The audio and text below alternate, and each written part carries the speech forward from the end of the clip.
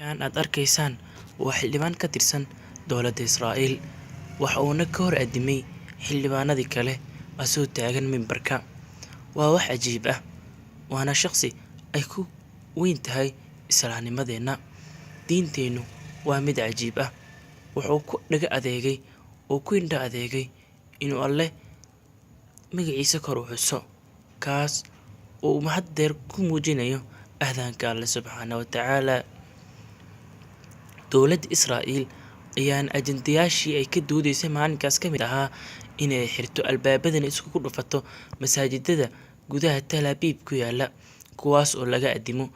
Markii uu xildhibaankan soo istaagay mimbarka ayuuna adin qabsaday, kuwa kalena waxay ka codsadeen inuu isaga fariisto mimbarka, waayo midkoodna ma doonin in dhagihiisa ku maqlo aadaanka Alle subxaanahu wa tacaala.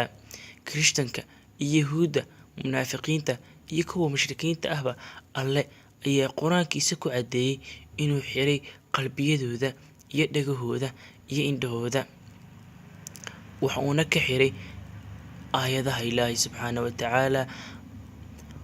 Balse xildhibaankan ayaa si dhiiranaan iyo geesinimo leh kaga hor aadimay, waxuuna bilaabay aadaanka ilaa uu ka dhameeyana ma jirin xildhibaan u soo dhawaaday, laakiin waxay bilaabeen rabsho iyo buuq oo ay ku fureen.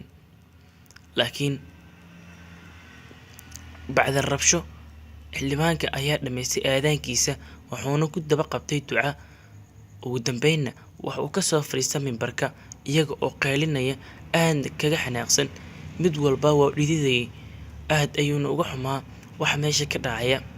Midkoodna kuma raali ahayn waxa dhacaya, laakiin Allah subxaanahu wa tacaala ayaa kitaabkiisa ku sheegay: khatama Allahu calaa quluubihim wa calaa samcihim wa calaa absaarihim qishaawa. taas yeelkadeeda dowladda Israa'iil ayaa ballan iyo axdi ku qaaday in albaabada iskugu dhufan doonto masaajidada ku yaala gudaha Tel Aviv, iyada oona weerari doonto masjidka weyn ee Qudus, kaas oo taariikhda islaamka mug weyn ku leh.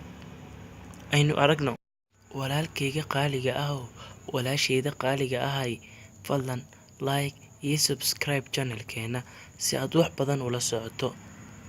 מכובדי היושב ראש, מכובדי השר, בנוסח המקורי של הצעת חוק המואדין נכתב כי היא נועדה למנוע העברת מסרים לאומיים ומתייחס בעיקר למערכות ההגברה במסגדים. פתאום המטרה היא למנוע רעש מוזר, שקר וכזב. قد آن للظلمة أن تنجلي ويسقط الباغي ويعلو الأذان. الله أكبر، الله أكبر، الله أكبر، الله.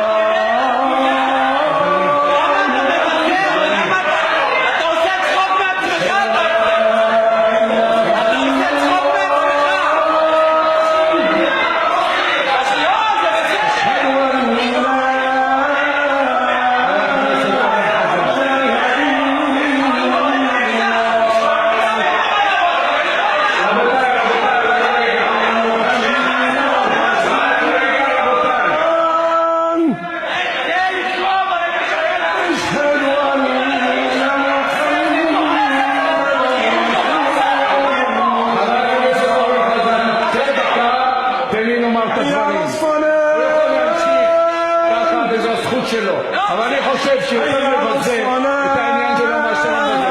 תאמינו לי, כי זה מליאת הכנסת וזה לא מקום של תפילה. ולכן שימשיך על פי התקנון הוא רשאי. הוא יותר מבזה את העניינים שלו מאשר מה שאתם חושבים.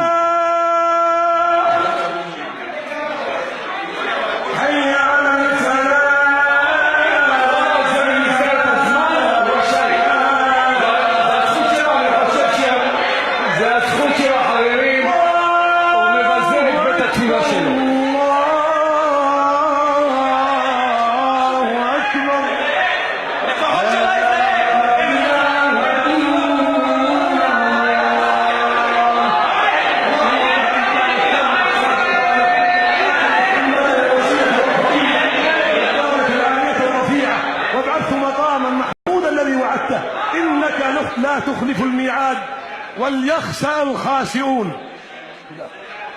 تفضل.